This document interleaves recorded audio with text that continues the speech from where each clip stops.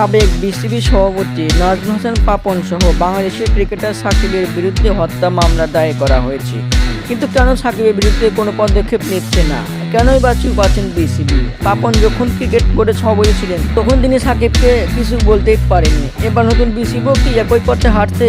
এ ব্যাপারে BCB ফারুককে phone দিলে তিনি ফোন ধরেন না। বিসিবি প্রধান নির্বাহী কর্মকর্তা নিজামুদ্দিন চৌধুরীকেও ফোনে পাওয়া যায়নি।